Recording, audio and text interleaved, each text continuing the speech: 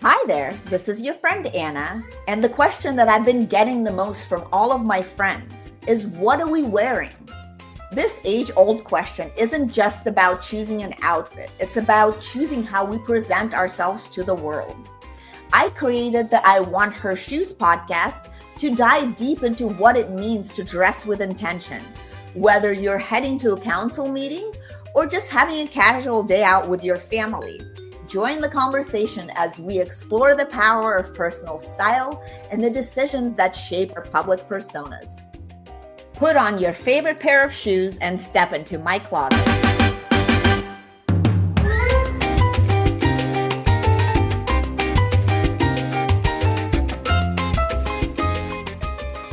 Welcome back to the I Want Her Shoes podcast, where we explore ambition, creativity, reinvention, and the people building lives with intention.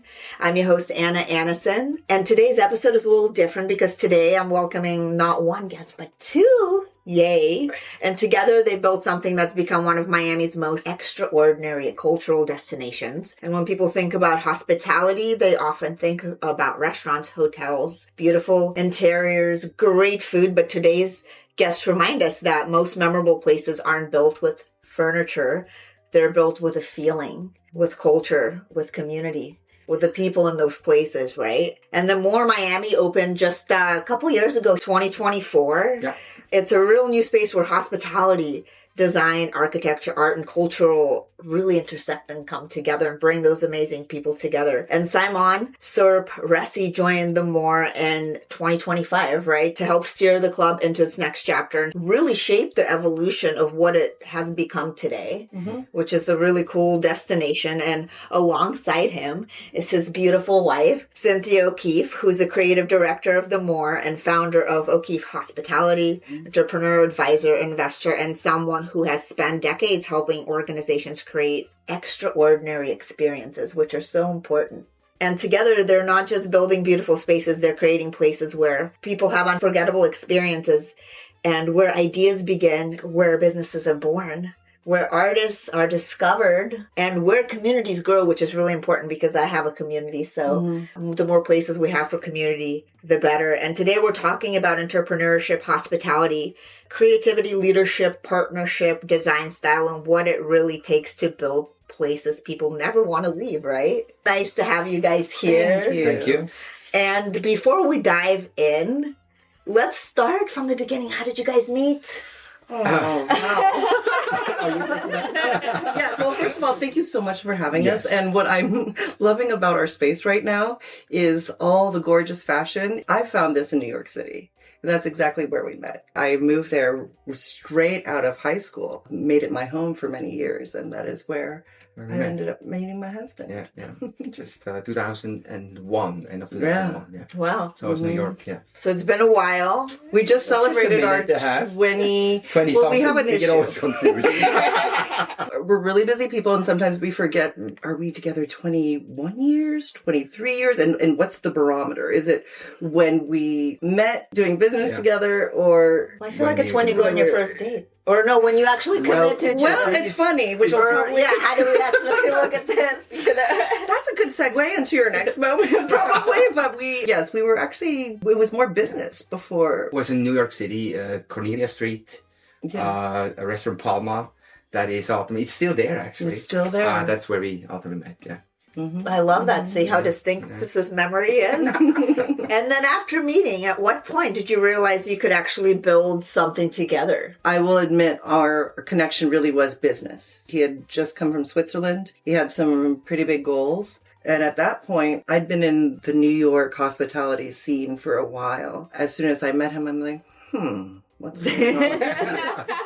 What project are you working on? And does this work with what I'm doing? So that was... Yeah, I think we had, if I may, we had the possibility to create multiple times something on a business level. And we got more engaged on a business level first. I mean, there was always an attraction, clearly.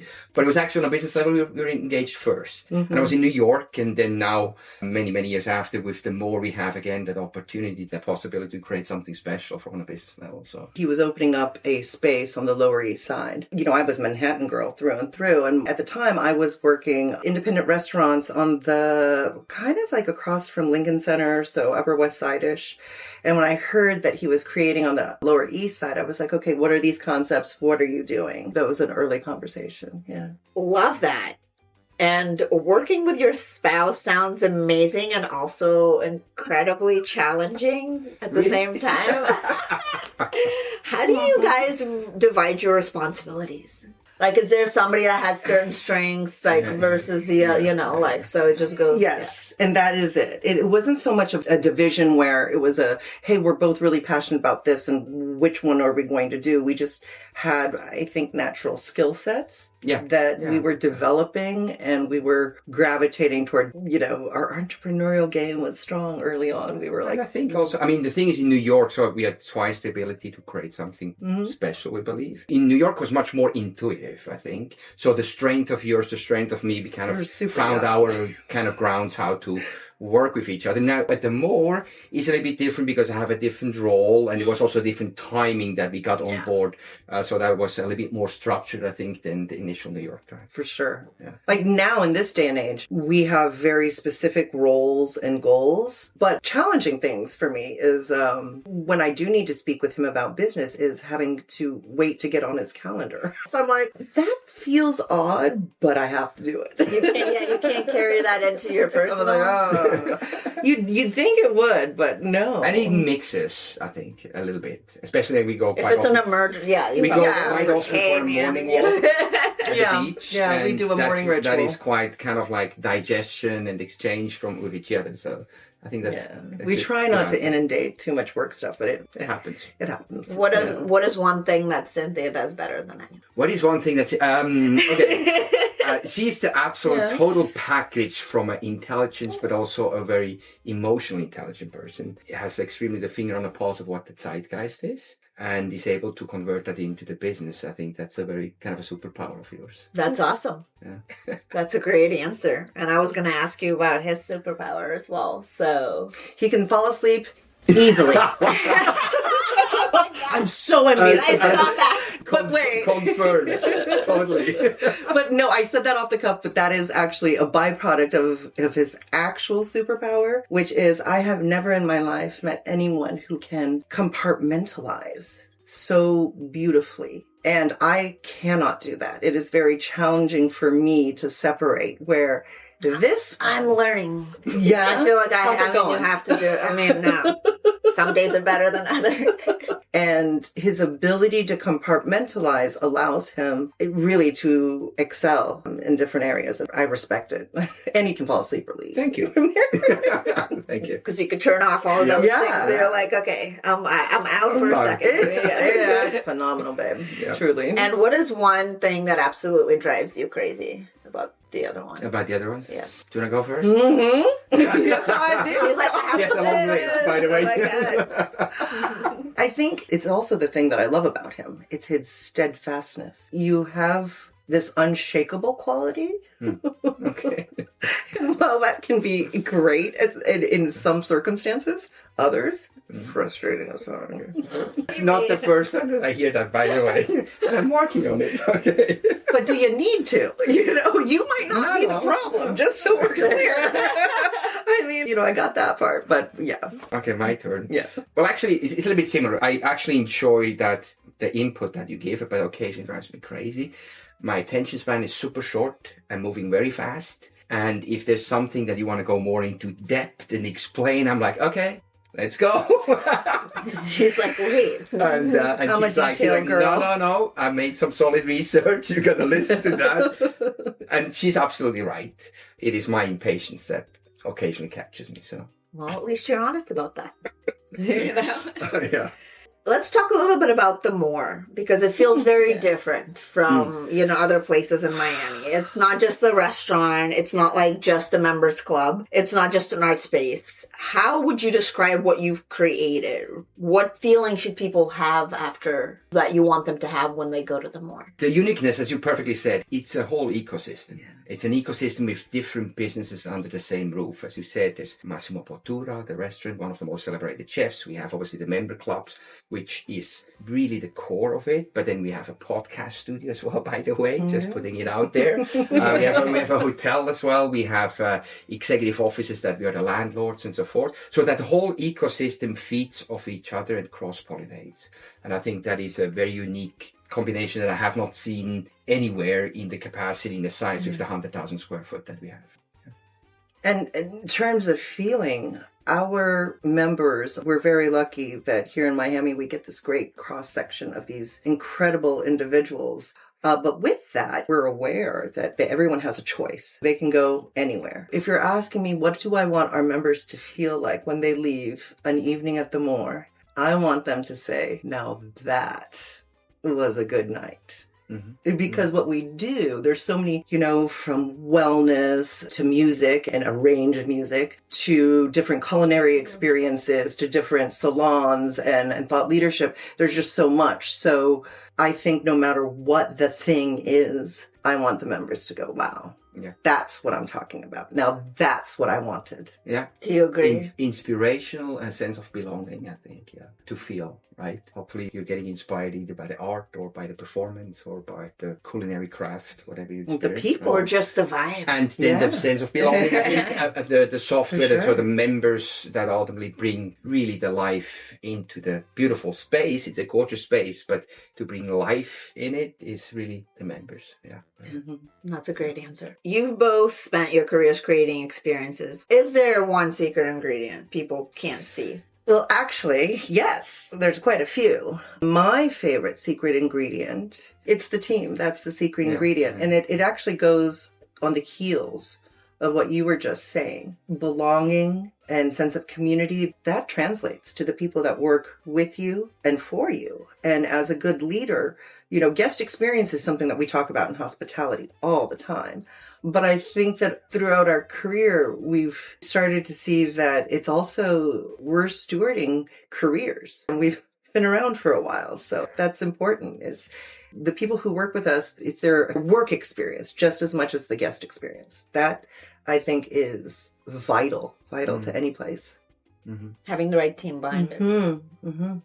Yeah, absolutely. Maybe pivoting over to the individual for what it needs. I think passion for what do you want to create, and really a sense of purpose. What you want to create, and if you full-heartedly believe that and you have a passion for it, I think a good starting ground to become successful. Is it a guarantee?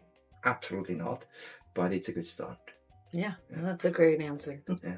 And what have luxury consumers changed the most over the last decade? Because I hear a lot that things have changed, especially after COVID, with the way, just luxury consumers, the way they pursue the market, all of those things. Have you guys seen that kind of shift? The way you create experiences and now they have to be slightly different? Yes, I certainly do. I look at things on a slightly more marketing angle as well. So feeding into what we are doing as whether it's social media, as a society, as sort of like this anthropological view on it all. I think influencer culture is starting to leave. And so what is influencer culture? This big splash, a big testimonial from someone that should be an expert, right? So that moment is leaving. However, it's not the expert part. I think it's the flash part, maybe. I do think that there's a little bit of a separation of less quantity and more quality, perhaps.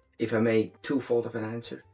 First fold is, in olden days, a few years back, the luxury travel kind of fitted into what the luxury industry offered. That's the way you behave, that's what you do, that's a turn down service in a hotel that you get at 7:00, right? Now it's the other way around. I think that businesses understand that the luxury travel tells them how they want to live their life, what experience they want to have, and the business needs to adjust to that. And that's a beautiful thing, I think. So I think that's what I've seen. Where if I may predict of where it's going to go, we'll see in a couple of years if I'm right or not. I think people are longing to, let's say hotel-wise, to experience the local crafts, the local mindset, the local zeitgeist. If I stay in a Four Seasons in Miami, and I just take the Four Seasons for a second, or in Singapore, if I go to Singapore, I would like to have a little dip with my toes into the Singaporean culture from an art perspective. Maybe a composer, maybe an artist, maybe just a talk, a forum, right? So I think that's where probably luxury will go, that the hotels will start to curate an experience that is, I'd say, locally rooted and culturally relevant. I think that's where the luxury travels are going to go. And that's where, by the way, the clubs will come in very strong as a vertical. Clubs is the new vertical of hospitality. And that's where the club mixture and hybrid between club and hotel will go. No, that's a good prediction, I think. And you guys have both worked with remarkable founders and creatives. And what separates businesses that become institutions from businesses that become trends? I mean, just using Soho House as an example. I feel like it's been through a lot of different things. And now it's not even a trend now anymore. You know, like it's kind of like... So I'm not going to speak about Soho. Yeah, but just like as a... I think that's a good example to kind of see how something is born and then it goes and then it kind of dies off, you know, like... or... So as I mentioned, there needs to be a sense of purpose and there needs to be passion for it. Yeah. Because if there's a driver, either as individuals or as a core group, if you have that, then you know where you want to go and you never go off that rail in regards to what you would try to accomplish. And there are some businesses which get diluted and kind of get confused of who they want to be and who they are. So I think the success is to stick to what has purpose for the driving the engine of the company. Is that an individual? Is it a team? Is it a whole core group? Whatever that might be. If I can add to that just a little bit, well, I also think that an institution, what makes is your ability to be able to bend a little. It's similar to what you were saying. Of course, analogy, a reed can move with the wind. Most institutions, if you take the big sort of luxury brands, what has allowed them to maintain is specifically bringing in the local for wherever their house, their hotel, their property is, and letting go of things that were traditional luxury in order to accommodate the market without losing those core values. Right. I think that you pivot slightly, but you never abandon the core value, the core ethos. I think, Our ability to change and grow. I go back to that leadership training. And that goes into my next question. What's the biggest mistake founders make once they begin growing? Because I feel like, look at WeWork. There's another one that, I don't know if it doesn't really, it kind of fits into, because you try to go into hospitality as well, but, Right. The biggest thing, I think, is the dilution of the core value, dilution of the brand. Growth, that comes automatically, and there's certain products, certain services that are a little bit easier to multiply, making it on a global stage, which there was in my previous assignment that I had before I started with Woodhouse and the More, where we had two hotels in the US at the time, and when I left we were 150 hotels worldwide, and so that there comes a dilution of culture, a dilution of brand. Right. It's really the $1 million question, how you keep that. Strong marketing. It's true. And speaking of that, you worked across hospitality, fashion, art, and tech, Cynthia. Do you think creativity can be learned? Absolutely. That's part of what O'Keefe Hospitality does, is to train a business's brain to think in a different way. If you think about it, our brains are our largest muscle. And like any muscle, you're going to be able to train that. Absolutely. I agree. And then Simon, where does inspiration actually begin when you're creating a new concept? With my wife. Good answer. From different spaces, but it's really true with us, where we may travel and we experience ourselves, and you come across occasion where something, oh my God, that is really fantastic, and you kind of adapt and try to incorporate in your own business. So yes, that sort of organic thing, because inspiration is rooted. That's fun. You're inspired because you can relate to it. right? Because you said there's something about that I want. And so when we are in our everyday life, when we're thinking about how can this be better? How can this movement be better? This experience be better? This dish be better? It comes from those real organic day-to-day moments that allow us to think beyond, I think. I love that.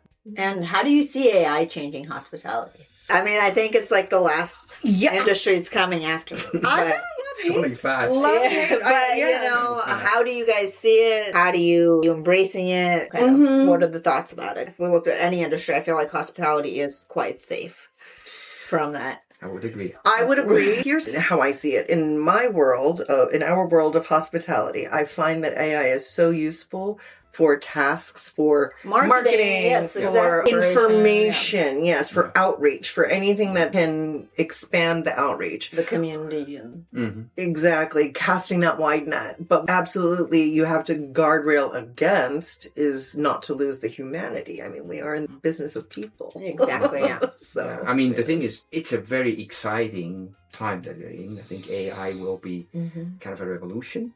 It is already. Yeah, it's fascinating, but the way I look at it is, it's a tool. Yeah. It's a tool. Yeah, for sure. A tool that can help tremendously in many different ways, from efficiency, productivity perspective. Some creativity can be woven in ultimately, but the beautiful thing in our industry, I think, is the one-on-one, the person in person will never be able to be replaced. If somebody has a smile with open arms that welcomes you, that is irreplaceable. So there's nothing like eye contact. How we can free up time for people to have that more smile, eye contact, more and person to person. Open arm, then that's the magic. But it's a tool. It's a tool. Sure. A very interesting tool to definitely, we don't want to miss that curve. That's for sure, Yeah, no, that's a great answer. We all know that the Moore is one of the most stylish places in Miami, which is really great. Congratulations.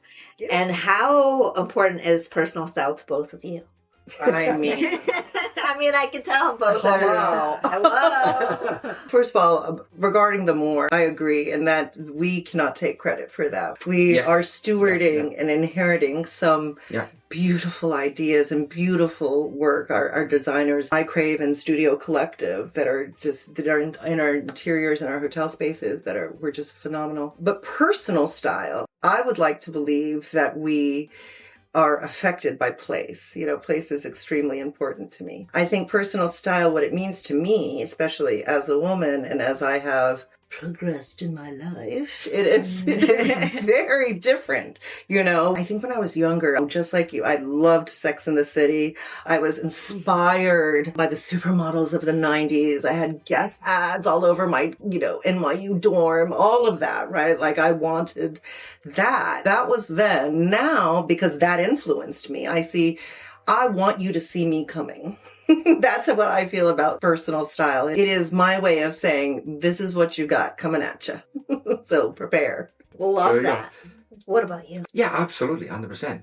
Never a second chance for a first impression. What you look, if you see somebody comes, is how it dries. So that's kind of number one. Number two is, I know ladies, you have a very special relationship with your shoes. But there are guys that have special relationship with shoes as well. You walk different in good shoes. Yes. Right. So, and you could tell they're good shoes too versus not good shoes. Absolutely. Let's face it. He has a thing about the sole. One of my mentors always said, forget about what the guys wear in clothes. Look at their shoes because they're going to wear them. So if you wear good shoes, that's important for them. A suit you can wear quite a long time, many years. Shoes, no, generally speaking. But anyway. I find it fascinating. He refuses to have a rubber sole. Oh, no. He has not even never. Let me tell you something. Our shoe budget, you would think it's me. Because there's a shoe budget, guys. He runs miles in the Moore. Remember, it's 100,000 square feet, and we got stairs. So you really wear your shoes. He's wearing those shoes. And I think obviously people dress differently when they go into beautiful spaces. They want to dress up more. They want to wear their best pair of shoes and their best dresses and things like that, which is really cool. Mm-hmm. And how would you guys describe each other's style, personal style? He is Savile Row meets Saint-Tropez. because he is. I love the pink and the gray. It's good. I love his style. I will say that there's always a twist to the classic. That sort of theme permeates through many of his projects and his dress as well. All right, thank you. Not going to be careful what I say. Yeah. How would I describe your style? Confident, Thank you. playful, Mm-hmm. and I think influential as well. Yes. Yeah. I tend to agree. Thank you. I love you guys. You're so cute. You've also helped shape Miami's cultural scene as well. Oh. So where do you think the city is heading next in the next decade? I mean, I've been here for a decade and you can't even recognize the city. So where are we going next, guys? I mean, look at all the luxury things they're putting around this neighborhood. Yeah. Right now, where we are a little bit on a crossroad, but I think within the next couple of years, it's going to be definitely a luxury destination. If you look, let's just say, to the beach for a second, right? The Naman is coming in, the Rosewood is coming in, the Auberge is coming in.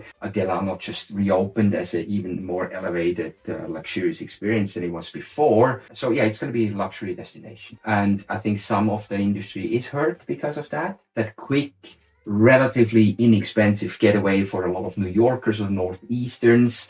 That is just It's not cheap possible. anymore, guys. No, Sorry. absolutely It's Yeah. really... More expensive than New York.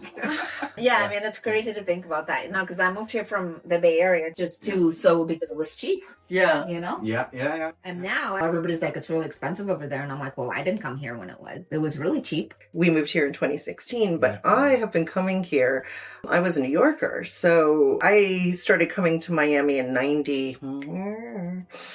My first time was 1999. Yeah. That was the first time I came. 93 and 95. And then around 98, I stopped coming. But the reason I bring that up is because when you say, where is Miami going? You're saying that it's going to be a luxury destination. Yeah. I have always looked at Miami as a destination that understands luxury. I think that of all the other cities, there is, when it comes to fashion, there is a playfulness and an understanding that it's also the temperature, right? Like we can't wear anything. we can't wear our I can't believe you wearing all that. Yeah. well, it's my God. really cold in the morning. Yes, I know. That's why we need it. It's for real. My point is that for me, I've always looked at Miami as a luxury destination. I think that we're moving into things that are going to be very specific because with the influx of all the different, was Western Europe and now Latin America, we now exactly have a lot more domestic New Yorkers coming in. Boston. Chicago, But you used to have little pockets. If you're, let's say, on a budget, you were still able to kind of find a small hotel with just a small, tiny, pretty good prices. And that's over. Or if you go for dinner, it's going to cost you the double price. Well, we have Miami Spice now, right? But Spice. that's why they do that. But yeah, otherwise it's, you don't go out, like, because I used to go out almost every day. Now you don't do that. It's not like New York, where I feel like New York has a lot more options. You could just go like mom and pop or get a sandwich. There's not as many places to do that. The only thing that I would add on is as well, what is over the 10 years that we actually kind of all of us moved to Miami. I mean, it becomes really more of a metropolitan city. Yes. With all the beauty, the variety, the different colors and everything else, and some negativity, maybe like the traffic or something like that. But it becomes really more of a metropolitan city. Yeah, and I love the diversity. I mean, maybe it's because it's our new home, but I think the design district is a perfect microcosm of what the macro will become. The design district has a very specific voice with the tutelage of Craig and his team. It's not just the fashion, it's that holistic sense of elevating our fashion lifestyle. It reminds me of Rodeo Drive. Yes. Yeah, absolutely. No, I think it's really exciting to be here, and to see it change like this and evolve. I feel like evolution is what I see. And the whole world is looking to Miami. Yeah. I mean, there's a couple of key points all over the globe, and it used to be Dubai, and now it's Miami. Now it's changed. Everybody from Dubai came here. I know that's yes. And all right, well, let's hear the shoe story. These are so fabulous. And they're so high too. Like this was right around when we came onto the moor. Yeah. And I had an event, and I remember being, I don't want to buy a new dress. And so I had like a dress that I'd worn all the time. So I decided I really buy new need a pair shoes. of good shoes. You just need them. Right. One of those Miami sweltering. And these are the red days. bottoms, Louboutins, and they have like beautiful fabric kind of Hermes scarf like. These are silk scarves that are holding them around my ankles. Scarves, yeah. But I've been calling these my panel shoes, and here's why. And you got to be very careful here too because there's fabric here. Yes. But these are the perpetual red bottoms because I was wearing, the ones that I'm wearing actually now are the ones that I changed into because I can't handle these anymore. But the bottom, I was finding that when I would do public speaking or whatever, I'd be up on a podium and they'd see the scuffed bottoms. So I was like, no, we're getting these. We're getting the and I didn't know it was a thing. Yes, you can get it, yeah. I heard about it in Madrid for the first time and I was like, So I get it right away because you ain't have to worry about it. Yeah, no, exactly. It's like gel for your Louboutins. Yes. Does that make sense to you? No. Never. What about your shoes? Do you have a favorite? I mean, you don't have to take me more. I mean, the leather sole is a must. Is there like a designer that you like to go to? No, I mean, it depends. I need to try them on. So you need to try them on, and do you like fix them a bunch of times, or how many wears? Usually do you get the rid resoling takes place, unfortunately, because I've walked relatively a lot, and it's lot. kind of just my personality. He's partial to a wingtip. Yeah. And a good oxblood and a good ombre moment. Yeah. It's very cool. There you go. I had to do shoe speak for her. I know, for those people of you that would understand, you know what I mean. All right, let's do this or that. Okay. New York or Miami? I'm going to say New York. I'm a 917 through and through, baby. Okay. New York. Miami. Big heart for New York, but Miami it is. You're East 305. Yeah. Collector or minimalist? Oh, collect. Minimalist. See how different you guys are? Hosting or attending? Hosting. Hosting, definitely. Yeah. Morning coffee or late night martini? Okay, so here's my problem with that one. Uh-oh. Do they have to be mutually exclusive? No, I don't you sleep. can have both. Yes, you can yeah. have a morning coffee and I'm a morning late night. person, but that could be, I'm a 3 a.m. martini girl, but I'm always a 6 a.m. coffee girl. Me too. It is. Yes. Gotta do it. I'm not a morning person, No. but I go for the morning coffee, although I change to tea. So it's morning. Yeah. Love it. Mm-hmm. Historic building or new construction? Historic building. Same here. I agree. Yeah. Architecture or art? Art. Architecture. Restaurant or dinner party at home? Most of our restaurants are our home to a Fair enough, degree. yeah. So I'm going to go with restaurant. Yeah. Restaurant as well, yes. Yeah. We're very private. Black tie or barefoot? Black tie. Yes, I'll do. I'm going to plead the one that take both. It needs to be both. Yes. Black tie and barefoot. Business first or creativity first? You're going to be surprised. Business first. Oh, wow. Okay. And here's why. If you shut down my creativity, then I'm done. And it's like, no. Give me my parameters up front. I think creativity for me. Wow. Yeah. Love how different they are. I'm learning things. Classic luxury or quiet luxury? Ugh, I don't like quiet. Classic luxury. It's a tough one. I'm probably tending more to the quiet luxury, yeah. Okay. Heels or sneakers? Well, I know you can't say heels. Yeah. Heels for you, I know that. Mm-hmm. And no sneakers for you. No sneakers? I wear sneakers. He's an athlete, If so it- there if is an it's So you do sneaker have moment. sneakers. Yeah. I do have sneakers, Okay. but yeah. Vintage or contemporary? See, now are we talking fashion or art? I have two very different schools of thought. This is a whole nother conversation. Let's say fashion. Vintage. Yeah, agreed. Yeah. Big party or intimate dinner? Intimate dinner. Both, but I think I'm better with intimate dinner.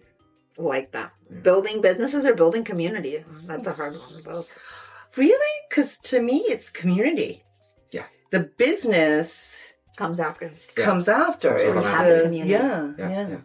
Legacy or lifestyle? I want my legacy to be she had a great lifestyle. Yeah, girl, I love that.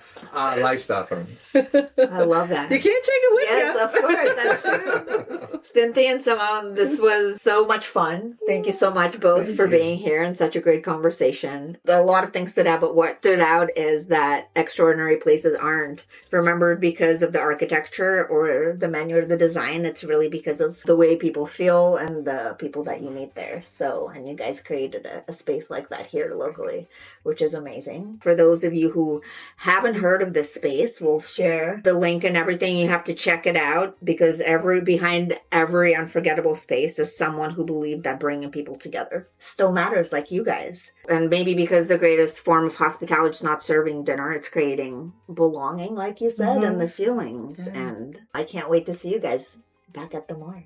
So. Thank you. Thank you so much. This was such fun, honestly.